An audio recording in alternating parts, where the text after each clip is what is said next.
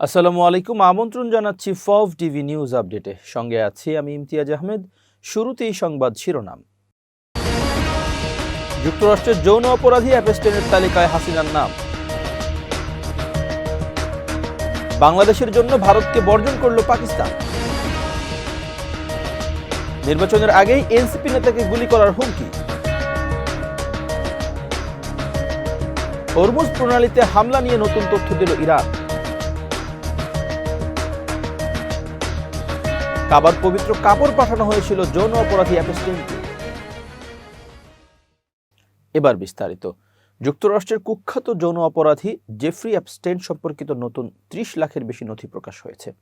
এখানে দেখা গেছে ভারতের প্রধানমন্ত্রী নরেন্দ্র মোদীর নাম। এবার ওসব নথি থেকে বের হয়ে এসেছে বাংলাদেশের পলাতক ও দণ্ডিত প্রধানমন্ত্রী শেখ হাসিনার নামও।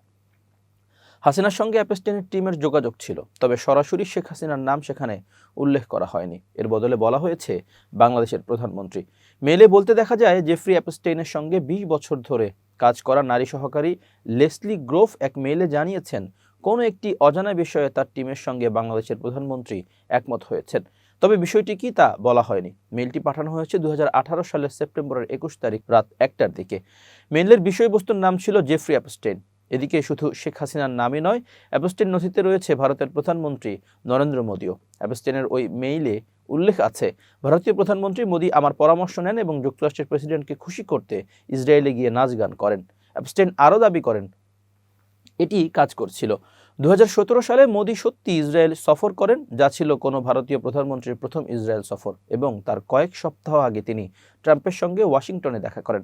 অ্যাপস্টেইনের সঙ্গে ভারতীয় ব্যবসায়ী অনিল আম্বানিরও যোগাযোগের উল্লেখ আছে নথিতে, যেখানে আম্বানি মোদির আমেরিকা সফরের আগে অ্যাপস্টেইনের সাহায্য চেয়েছিলেন বলে দাবি করা হয়। অ্যাপস্টেইন ছিলেন নিউ ইয়র্কের এক ধনী আর্থিক বিনিয়োগকারী, যিনি ছিলেন নাবালিকাদের যৌন নির্যাতন, মানব পাচার ও যৌন নিপীড়নের একাধিক অভিযোগে অভিযুক্ত। ২০০৮ সালে অ্যাপস্টেইন ফ্লোরিডায় অপ্রাপ্তবয়স্ক এক তরুণীর সঙ্গে যৌনকর্মে লিপ্ত হওয়ার দায়ে দোষী সাব্যস্ত হলেও অত্যন্ত বিতর্কিত এক চুক্তির মাধ্যমে মাত্র ১৩ মাসের হালকা শাস্তি ভোগ করে মুক্তি পান। পরে জানা যায় সেই চুক্তিটি ছিল বিচার বিভাগ ও স্থানীয় প্রসিকিউশনের অস্বাভাবিক ছাড়, যা অ্যাপস্টেইনকে আরও বহু গুরুতর অভিযোগ থেকে রক্ষা করেছিল। ২০১৯ সালে নিউ ইয়র্কে আবারও তার বিরুদ্ধে নাবালিকাদের যৌন পাচারের অভিযোগে বড় ধরনের মামলা হয়। এফবিআই ও ফেডারেল প্রসিকিউটররা জানান, অ্যাপস্টেইন বহু বছর ধরে ১৪ থেকে ১৭ বছর বয়সী কিশোরীদের বিশ্বজুড়ে তার বাড়ি ও ব্যক্তিগত বিমানে এনে শারীরিক নির্যাতন করতেন। তদন্তে উঠে আসে তিনি প্রভাবশালী ব্যক্তিদের সঙ্গে ঘনিষ্ঠ সম্পর্ক ব্যবহার করে নিজের অপরাধমূলক চক্রকে দীর্ঘদিন আড়াল করে রেখেছিলেন। ২০১৯ সালের আগস্টে নিউ ইয়র্কের কারাগারে অ্যাপস্টেইনকে মৃত অবস্থায় পাওয়া যায়। মেডিকেল পরীক্ষায় এটিকে আত্মহত্যা বলা হলেও কারাগারের নিরাপত্তাজনিত ত্রুটি, নজরদারি ক্যামেরা বিকল হয়ে যাওয়া এবং প্রহরীদের দায়িত্বে অবহেলা সহ একাধিক অসঙ্গতি সামনে আসায় তার মৃত্যুকে ঘিরে ব্যাপক বিতর্ক তৈরি হয়। অ্যাপস্টেইনের সহযোগী ঘিসলেইন ম্যাক্সওয়েলকে ২০২০ সালে গ্রেপ্তার করা হয় এবং ২০২১ সালে তিনি নাবালিকাদের যৌন পাচার সহ কয়েকটি গুরুতর অভিযোগে দোষী সাব্যস্ত হন। বর্তমানে ঘিসলেইন ২০ বছরের কারাদণ্ড ভোগ করছেন। অনেক নাটকীয়তার পর আসন্ন টি-২০ বিশ্বকাপে অংশ নেওয়ার অনুমতি দিয়েছে পাকিস্তানের ফেডারেল সরকার। তবে ভারতের বিপক্ষে আগামী ১৫ ফেব্রুয়ারি নির্ধারিত ম্যাচটি খেলবে না পাকিস্তান ক্রিকেট দল। গত রোববার রাজধানী ইসলামাবাদে পাকিস্তান ক্রিকেট বোর্ডের চেয়ারম্যান মহসিন নকভি ও প্রধানমন্ত্রী শেহবাজ শরীফের বৈঠকের পর এই সিদ্ধান্ত নেওয়া হয় বলে জানিয়েছে দেশটির গণমাধ্যম জিও নিউজ। সূত্রের বরাতে গণমাধ্যমের প্রতিবেদনে বলা হয়েছে, আন্তর্জাতিক ক্রিকেট কাউন্সিলের পক্ষপাতদুষ্ট আচরণ, বিশেষ করে বাংলাদেশের সঙ্গে করা বৈষম্য এমন সিদ্ধান্তের নেপথ্যে প্রধান কারণ। ঘটনার সূত্রপাত মুস্তাফিজুর রহমানকে আইপিএল থেকে বাদ দেওয়ার পর। নিরাপত্তা সংখ্যা দেখিয়ে টাইগার এই পেসারকে বাদ দেয় board of control for cricket in India BCCI. এরপর একই কারণ দেখিয়ে বিশ্বকাপ খেলতে ভারতে যেতে অস্বীকৃতি জানায় বাংলাদেশ। তবে আইসিসি সেই আবেদন প্রত্যাখ্যান করে। বিসিবির অবস্থান অনড় থাকায় আসন্ন বিশ্বকাপ থেকে বাংলাদেশকে বাদ দিয়ে তাদের জায়গায় স্কটল্যান্ডকে অন্তর্ভুক্ত করা হয়। আইসিসি জানায়, টুর্নামেন্ট শুরুর এত কাছাকাছি সময়ে সূচি পরিবর্তন করা সম্ভব নয়। শুরু থেকে আইসিসির এই সিদ্ধান্তের প্রতিবাদ জানিয়ে আসছে পিসিবি। গতকালকের আগেও আরেক দফা দেশটির প্রধানমন্ত্রীর সঙ্গে বৈঠক করেছিলেন পিসিবি সভাপতি। পাকিস্তান সরকারের সিদ্ধান্তের প্রসঙ্গে সূত্রগুলো বলেছে, বাংলাদেশের প্রতি সংহতি প্রকাশ করতে এই পদক্ষেপ নেওয়া হয়েছে। সূত্রের ভাষ্য, প্রতিবাদ স্বরূপ পাকিস্তান দলকে 15 ফেব্রুয়ারি ভারতের বিপক্ষে ম্যাচ না খেলতে নির্দেশ দেওয়া হয়েছে। দেশটির সরকারি সূত্রগুলো আরও জানায়, 2024 সালের আগস্টে বিনা প্রতিদ্বন্দ্বিতায় আইসিসির চেয়ারম্যান নির্বাচিত হওয়া ভারতের জয় শাহ তার সিদ্ধান্তের মাধ্যমে আইসিসিকে কার্যত ইন্ডিয়ান ক্রিকেট কাউন্সিলে পরিণত করেছেন। সূত্রগুলো বলছে, ন্যায় বিচার ও সমতার নীতিমালা পক্ষপাত দুষ্ট সিদ্ধান্তের কারণে ভেঙে পড়েছে। আইসিসির মঞ্চে সিদ্ধান্ত গ্রহণে দ্বিমুখী মানদণ্ড প্রয়োগ করা হচ্ছে। বর্তমান পরিস্থিতিতে প্রতিবাদ জানানো জরুরি হয়ে পড়েছিল বলে মন্তব্য করেছে পাকিস্তান সরকারের সংশ্লিষ্ট সূত্র। জাতীয় নাগরিক পার্টি এনসিপির যুগ্ম সদস্য সচিব জয়নাল আবেদিন শিশিরকে হত্যার হুমকি দেওয়া হয়েছে। একটি বিদেশি নম্বর থেকে সামাজিক যোগাযোগ মাধ্যম হোয়াটসঅ্যাপে খুদে বার্তার মাধ্যমে তাকে এই হুমকি দেওয়া হয়। সোমবার 2 ফেব্রুয়ারি সন্ধ্যায় নিজের ভেরিফাইড ফেসবুক আইডিতে দেয়া এক পোস্টে তিনি বিষয়টি জানান। ওই পোস্টে জয়নাল আবেদিন শিশির জানান, হোয়াটসঅ্যাপে পাঠানো খুদে বার্তায় লেখা হয়, তোকে নির্বাচনের আগেই গুলি করা হবে, এই পৃথিবী কেউ তোকে বাঁচাতে পারবে না, তোর লাশ রাস্তার মধ্যে পড়ে থাকবে, মনে রাখিস। হোয়াটসঅ্যাপে বার্তা দেয়া ওই ব্যক্তি নিজেকে হোসাইন জাহিদ নামে পরিচয় দিয়েছেন। ফেসবুক পোস্টে এনসিপি নেতা লেখেন, আজকে আমাকে এই নম্বর থেকে অফলাইন অনলাইনে বারবার হত্যার হুমকি দিচ্ছে। হাদি ভাইয়ের পর শহীদ হওয়ার সিরিয়ালটা কি আমার হবে? আমরা লড়াই করার জন্যই তো পৃথিবীতে এসেছি। জুলুমের বিরুদ্ধে লড়াই করে শহীদ হওয়া জীবনের সবচেয়ে বড় সার্থকতা নয় কি? তিনি লেখেন, ফ্যাসিবাদ নব্য ফ্যাসিবাদের বিরুদ্ধে কলম চলবে, জবাব চলবে, লড়াই চলবে। আমরা থামতে জানি না, আমরা থামবো না ইনশাআল্লাহ। যুক্তরাষ্ট্রে প্রকাশিত অ্যাপস্টেইন নথিতে দেখা গেছে, মক্কার কাবা শরীফের গিলাফ কিসওয়া সংশ্লিষ্ট পবিত্র কাপড়ের একটি চালান 2017 সালে যুক্তরাষ্ট্রে পাঠানো হয়েছিল, যা পরে দণ্ডিত যৌন অপরাধী জেফ্রি অ্যাপস্টেইনের কাছে পৌঁছায়। ইমেইলগুলোতে দাবি করা হয়েছে, সংযুক্ত আরব আমিরাত সংশ্লিষ্ট যোগাযোগের মাধ্যমে এই চালানটি সমন্বয় করা হয়। ফেব্রুয়ারি ও মার্চ 2017 তারিখে চিঠিপত্র অনুযায়ী আমিরাতি ব্যবসায়ী আদিজা আল আহমাদি এবং আবদুল্লাহ আল মারি নামে এক ব্যক্তি কিসওয়ার সঙ্গে সম্পর্কিত 3টি টুকরো পাঠানোর ব্যবস্থা করেন। কিসওয়া হলো কালো রঙের সোনালী কারুকাজ করা কাপড়, যা সৌদি আরবে ইসলামের পবিত্রতম স্থান কাবাকে আবৃত করে রাখে। মুসলিম বিশ্বে এর ধর্মীয় গুরুত্ব অত্যন্ত গভীর। প্রতি বছর কিসওয়া পরিবর্তন করা হয় এবং পুরনো কাপড়ের অংশকে মূল্যবান নিদর্শন হিসেবে দেখানো হয়। যুক্তরাষ্ট্রে অ্যাপস্টেইন সংক্রান্ত লাখ লাখ নথি প্রকাশ। ট্রাম্পের নাম এসেছে বহুবার। যুক্তরাষ্ট্রে অ্যাপস্টেইন সংক্রান্ত কয়েক লক্ষ নথি প্রকাশ হয়েছে, যেখানে প্রেসিডেন্ট ট্রাম্পের নাম এসেছে বহুবার। অ্যাপস্টেইন প্রকাশিত ইমেইলে থেকে জানা যায়, ব্রিটিশ এয়ারওয়েজের মাধ্যমে সৌদি আরব থেকে ফ্লোরিডায় এয়ার ফ্রেইটে চালান পাঠানো হয়। এতে ইনভয়েস, কাস্টমস প্রক্রিয়া এবং যুক্তরাষ্ট্রের ডেলিভারি নিয়ে বিস্তারিত সমন্বয়ের তথ্য ছিল। নথিতে উল্লেখ করা 3টি অংশের মধ্যে একটি কাবার ভেতরের, একটি ব্যবহৃত বাইরের আবরণ থেকে নেয়া এবং আরেকটি একই উপাদানে তৈরি হলেও ব্যবহৃত নয়। অব্যবহৃত অংশটিকে শিল্পকর্ম হিসেবে দেখিয়ে চালান শ্রেণীভুক্ত করার কথাও ইমেইলে উঠে এসেছে। চালানটি মার্চ 2017-তে অ্যাপস্টেইনের বাড়িতে পৌঁছায়, যা তার কারাদণ্ড ও যৌন অপরাধী হিসেবে নিবন্ধনের বহু পরে। এক ইমেইলে আহমাদি অ্যাপস্টেইনকে সরাসরি লিখে কাপড়টির পবিত্রতা তুলে ধরেন। এদিকে পৃথকভাবে প্রকাশিত এক এফবিআই মেমোতে দাবি করা হয়েছে, অ্যাপস্টেইন যুক্তরাষ্ট্র ও ইসরায়েলি গোয়েন্দাদের সঙ্গে কাজ করতেন।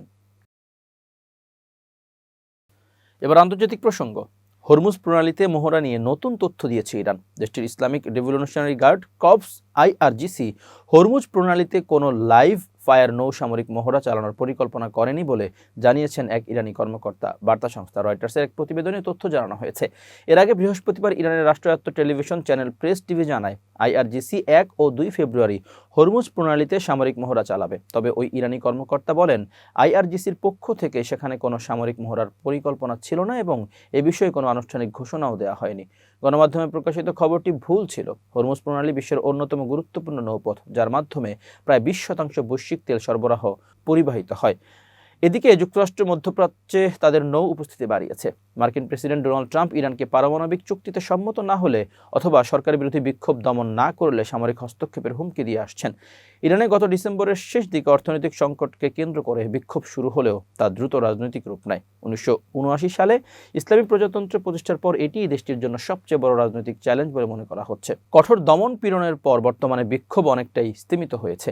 সরকারি হিসেবে সহিংসতায় 3117 জন নিহত হয়েছেন। তবে যুক্তরাষ্ট্র ভিত্তিক মানবাধিকার সংস্থা HRANA জানিয়েছে, তারা এখন পর্যন্ত 6,713 জনের মৃত্যুর তথ্য যাচাই করেছে।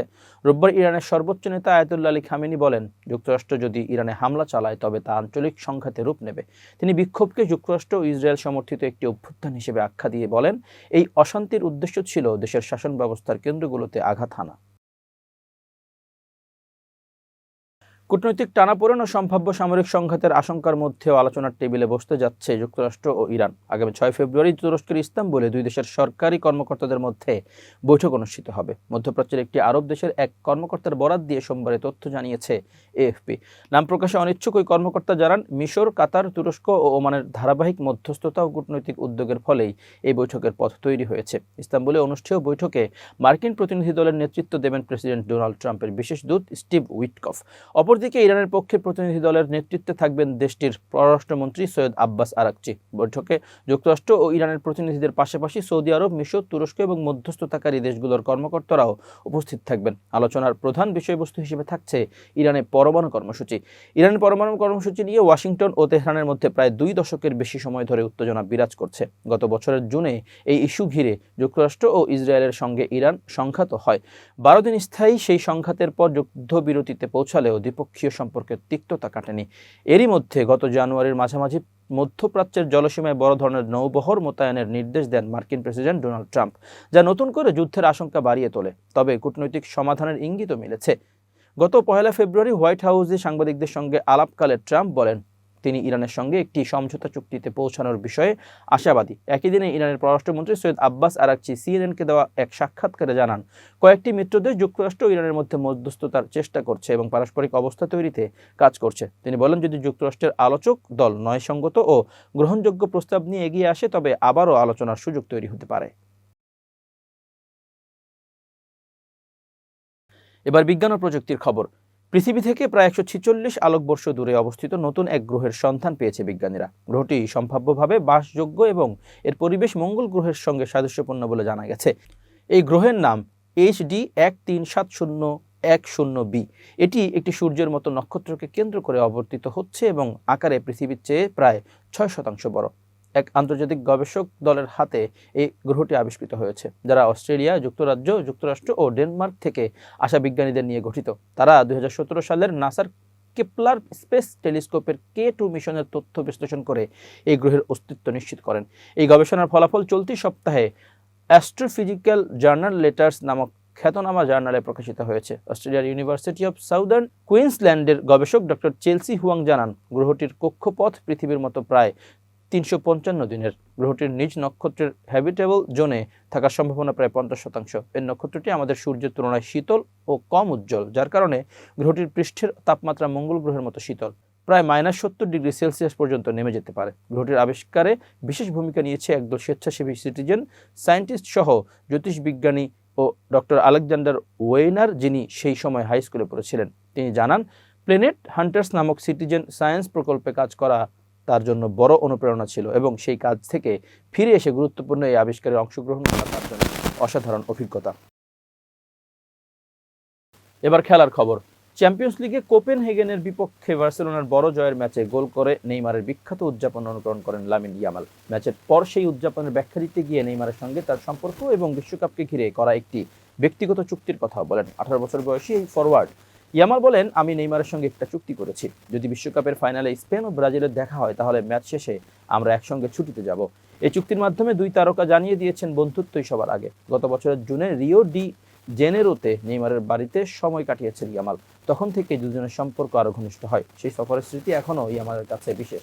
বিশ্বকাপের ড্র অনুযায়ী স্পেন রয়েছে গ্রুপ H-এ, যেখানে তাদের সঙ্গী কেপ ভার্দে, সৌদি আরব ও উরুগুয়ে। অন্যদিকে ব্রাজিল গ্রুপ C-তে খেলবে মরক্কো, হাইতি ও স্কটল্যান্ডের বিরুদ্ধে।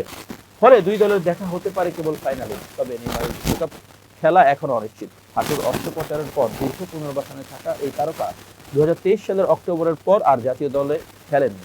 তাই যুক্তরাষ্ট্র, মেক্সিকো ও কানাডায় অনুষ্ঠিতব্য বিশ্বকাপে নেইমারকে আদৌ দেখা যাবে কিনা সেটাই এখন বড় প্রশ্ন। প্রিয় দর্শক, শেষ করছি ফার্স্ট টিভি নিউজ আপডেট। আজ এ পর্যন্ত। পূর্ণ খবর নিয়ে দেখা হবে আগামীকাল রাত 8টায়।